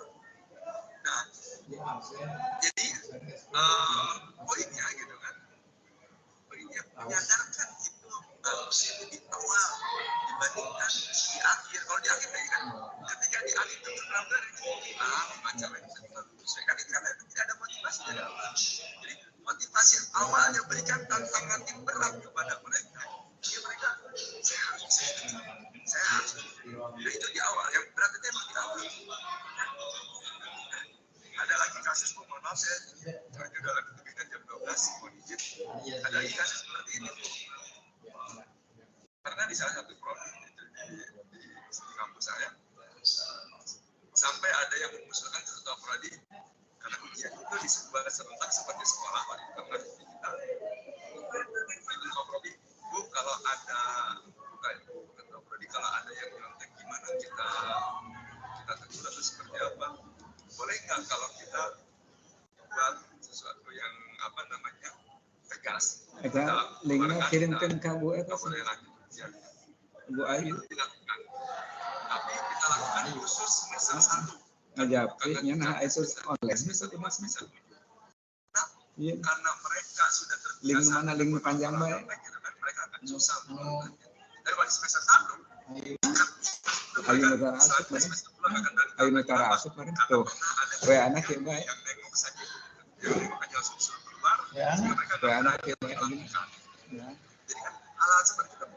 Menurut saya penekanan lebih awal. Anu komplit bae ya mah nu Saya sakebut. pernah ngawas di Teli itu saya ngawas di Ya nah, orang jadi kieu nya Romo. Kadang kan sama bitlay. Mahasiswa baru. Bitlay itu kan Mereka ada pelatih, ada tes absen. Saya diwawancara sebagai Banyak gitu kan ciri. Kan itu ngerti bitlay kan. Absensi. Oh absensi. Absen baik ya. Oh. Ada pertanyaan ketika diwawancara. Iya ketinggalan emang. Bapak, kalau nanti ada yang Bit. atau nengok Dot. kanan nengok kiri, apa yang Bapak Di. lakukan? Saya jawab. Kalau ada yang Les. Di. kalau ada yang saya tegur. Tapi mereka bilang jangan Bitlay. Absen. langsung suruh keluar. Ambil Absen. kertas. Itu disampaikan. Waduh kata saya. Tiganya. Udah gini. Tadi mah absen sih. Ya udah saya tahu bahwa di situ untuk ketat. Oh abdi mantos berarti. Karena dari awal juga sudah diposisikan tujuannya ketika dia masuk perkuliahan itu nggak ada yang Panjangnya. nggak ada yang berani minjem pulpen, minjem penghapus. Ini guru cara asup. Mempersiapkan dirinya ketika ujian itu fokus sama dirinya sendiri. Tengah Karena dari awal sudah bener bahala nama. Nah, saran saya bagaimana supaya kita bisa kasih tantangan kalian bisa nggak bikin pesawat yang seperti itu. Kalau bikin pesawat cuma membaca doang bisa nggak kan gitu. Artinya ada kemampuan lebih tuh yang harus kalian kuasai. Kalau mau bikin pesawat kayak apa? Mangga. Kayak gitu. Mangga. Kesah. Kita cukup membaca. Ayunan Pak. Sehingga motivasinya dia akan Nyantos saja harus ayunan. Nah, itu yang bisa dilakukan supaya mereka tertantang. Motivasinya apa itu sangat penting. Mereka tertantang bahwa kemampuan itu kan akhir perkuliahannya. Akhir perkuliahannya adalah kemampuan yang membutuhkan kemampuan berpikir tinggi atau keterampilan yang paling tinggi. Gitu kan. Solusi akhirnya hilangkan kemampuan yang rendahnya, dicoret aja. Yang membaca jangan. Opsinya kasih yang 3 tapi bagus semua. Gitu kan. Yang tinggi semua. Tidak ada masalah. Tapi kan dia disuruh pilih tetap. Kecuali kalau cuma 1 tujuannya. Tapi kalau 3, ya pilih. Mau yang A, mau yang B, mau yang C. Kalau 1, ini aja pilih. Mau nggak mau ini. Kalau ini tujuannya bukan. Yang penting ada pilihan, ada opsi. Sehingga mereka bisa menentukan sendiri apa yang diinginkannya. Apa yang dia butuhin. Kecuali kalau 1, yang 1 kita boleh. Seperti itu. Mohon maaf apabila ada kekurangan ya Bu ya. Dan jam 12.05 saya lihat teman-teman saya bilang udah jam istirahat. Jadi saya segera sholat dan makan siang. Nanti saya ikut pelatihan lagi. Jadi sama ibu bapak saya juga sama-sama ikut pelatihan. Nggak bisa kita berhenti cukup di sini. Jadi mohon maaf apabila dari apa yang saya sampaikan masih sangat banyak kurangnya Bapak Ibu. Dan apa yang saya sampaikan juga mohon maaf tidak bermaksud untuk menyombongkan diri. Karena semata-mata yang saya dapatkan juga karena nah itu jelas itu karena saya, kebodohan saya. Jadi semangat Bapak Ibu dalam belajarnya, dalam menunaikan tugasnya. Doa saya cuma satu Bapak Ibu, saya berharap Bapak Ibu sehat selalu karena saya yakin Bapak Ibu sudah banyak melahirkan generasi-generasi yang luar biasa. Dan dibandingkan saya yang orang baru sebenarnya ya Bapak Ibu ya. Tapi kita sama-sama belajar sekarang, kita sama-sama belajar. Saya berharap cuma satu tadi, saya berharap Bapak Ibu sehat. Karena dengan sehat saya yakin Bapak Ibu akan terus mau belajar. Bapak Ibu akan terus melaksanakan tugasnya secara maksimal. Ya, semoga apa yang Bapak Ibu lakukan dari pelatihan ini dan nanti yang akan Bapak Ibu laksanakan di sekolahan juga dapat bermanfaat bagi dunia pendidikan dan bagi Bapak Ibu buat nanti amal jariah Bapak Ibu di akhirat nanti. Ya. Terima kasih sekali lagi Bapak Ibu, mohon maaf sampai bertemu di lain kesempatan. Saya tutup dengan Allahumma fiqillah mitalik billahi taufiq wal hidayah ihdinas siratal mustaqim. Assalamualaikum warahmatullahi wabarakatuh. Sehat selalu Bapak Ibu. Sampaikan salam sayang saya kepada anak Bapak Ibu. Semoga mereka jadi anak-anak yang sukses, berhasil menggantikan kita semua dan menjadikan Indonesia ini semakin maju. Terima kasih. Silakan Bapak Ibu jangan lupa absennya dan izin saya juga akan mengirimkan file materinya. Jika Bapak Ibu berminat untuk membaca kembali dipersilakan. Saya akan kirimkan filenya Bapak Ibu ya. Silakan yang mau keluar duluan boleh, yang mau menunggu untuk filenya juga dipersilakan. Panitia, mungkin itu aja yang dapat saya sampaikan. Terima kasih. Mohon izin, saya setelah mengirimkan file saya pamit. Ya, terima kasih banyak Pak. Ya, sama-sama.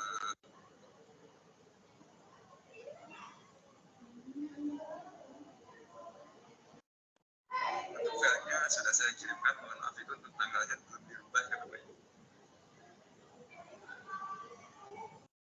Sudah ada ya di atas ya Bapak Ibu. Gitu. Kalau untuk tugas tadi itu pegangan Ibu saja, yang tadi saya minta untuk bikin peta konsep pegangan Bapak Ibu saja. Itu hanya pegangan saja. Jadi biar Bapak Ibu punya bekal lah, ya, bisa dibawa pulang, diingat-ingat lagi buat nanti ke depan. Baik, panitia saya izin pamit Bapak Ibu semuanya. Amin. Assalamualaikum warahmatullahi wabarakatuh. Waalaikumsalam.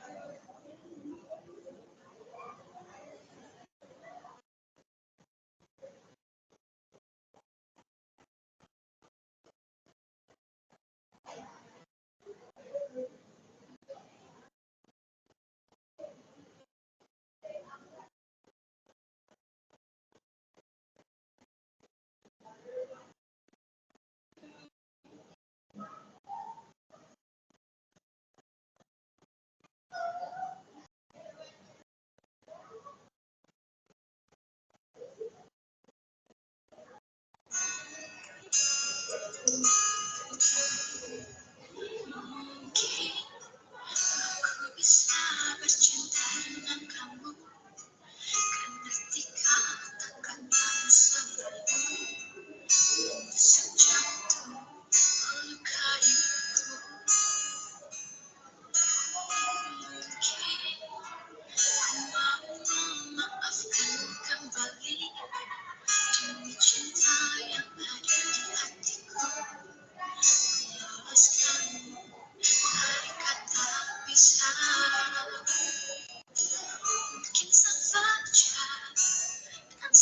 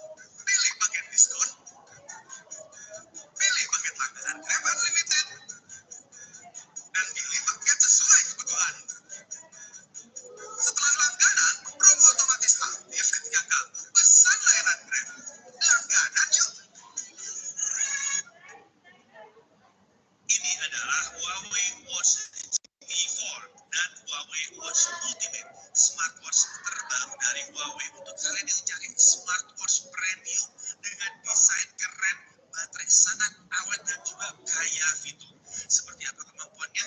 Apa aja yang perlu kalian perhatikan sebelum membeli smartwatch keren ini? Simak reviewnya kali ini ya.